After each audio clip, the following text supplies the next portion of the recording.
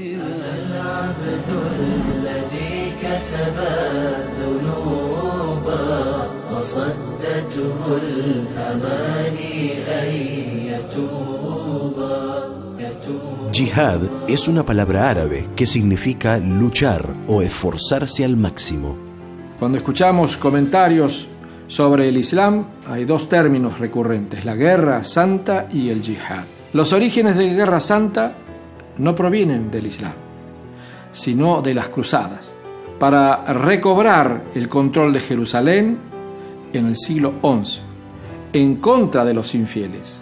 Y los infieles, en ese caso, eran los musulmanes. No existe en el Corán término alguno que mencione, refiera, expresa o implícitamente a la guerra santa. Ninguna guerra, por definición, es santa. Todas las guerras son detestables y hay que tratar de evitarlas a cualquier trance, salvo, claro está, que resulten inevitables. Durante los primeros años de la profecía de Muhammad, la paz y la bendición sean con él vivió en una ciudad donde estaban oprimidos, donde se los perseguía junto a sus seguidores debido a su religión.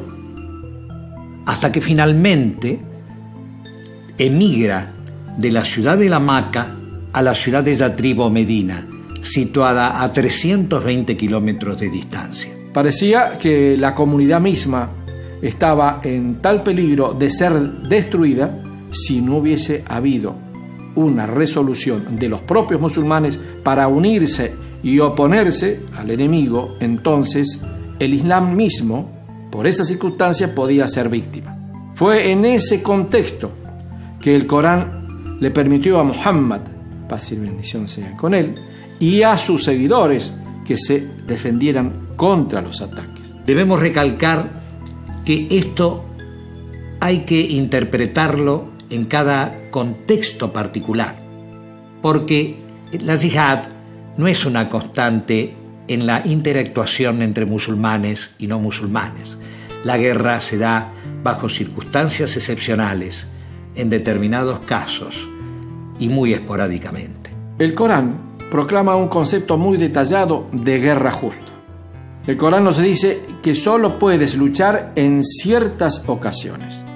La primera de ellas es, de alguna manera, el ejercicio del derecho de la legítima defensa.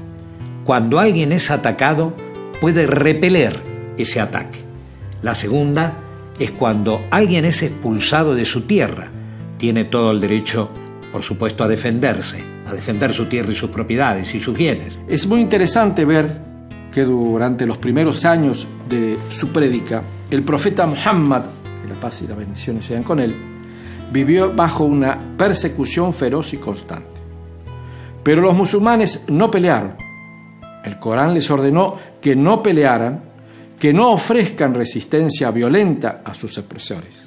Fue luego de esos años de hostigamientos cuando se mudaron a otra ciudad, cuando estaban bajo el ataque del ejército, que a los musulmanes se les permitió recién allí combatir. De acuerdo a la ley islámica, hay condiciones muy estrictas para el combate. No hay duda que los musulmanes, como el resto de la humanidad, tienen el derecho legítimo de defenderse contra una agresión o contra una opresión. El Islam nos enseña que la guerra está permitida con el fin de preservar el bienestar de la comunidad o para evitar la propagación de una opresión. En el Islam se establecen las condiciones y el enfoque acerca de la guerra. Por ejemplo, si se combate, no puedes cortar un árbol, no puedes dañar ningún lugar de culto o templo sagrado, ni a nadie que en ese momento se encuentre cumpliendo con su religión. No puedes dañar tampoco a las mujeres, ni a los niños, ni a los animales. Hay muchas coincidencias entre el capítulo 2 del Corán, la vaca, y el Deuteronomio 20 del Antiguo Testamento. Hay también algunas diferencias. En el primero, los musulmanes combaten por la causa y en nombre de Dios. En cambio, en la Biblia, es Dios mismo el que se involucra en las acciones bélicas, el que ataca, persigue y destruye a sus enemigos. Cuando leemos la Biblia, vemos que Jesús dice: no crean que he venido a hacer la paz, sino a levantar la espada. Esto puede sin duda ser malinterpretado y abusar de ello. Desafortunadamente, Nosotros los humanos tenemos que interpretar el momento de la historia en el cual fue revelada cada escritura sagrada para no pervertirla. Inmolarse en la yihad es un pecado gravísimo y que está absolutamente prohibido.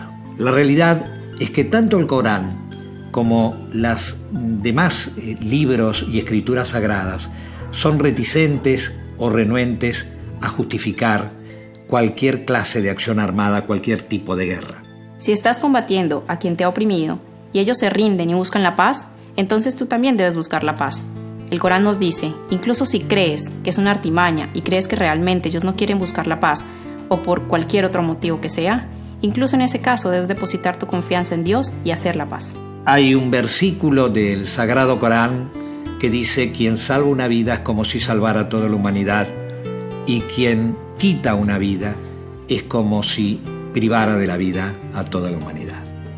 Dios no tiene código postal, no vive en el monte Sinaí o en Roma, no vive en Meca, tampoco vive en esta ciudad. Estas no son las calles por las cuales camina, estos no son los cafés que frecuenta, estos no son los hogares donde reside. No puedes encontrarlo detrás de estos arcos, ni conduce sus asuntos bajo estos establecimientos opulentos. Él no vive aquí, porque vive en tu alma y en tu mente. Dios le expresa al ser humano en el Sagrado Corán: estamos más cerca de él que su propia vena yugular.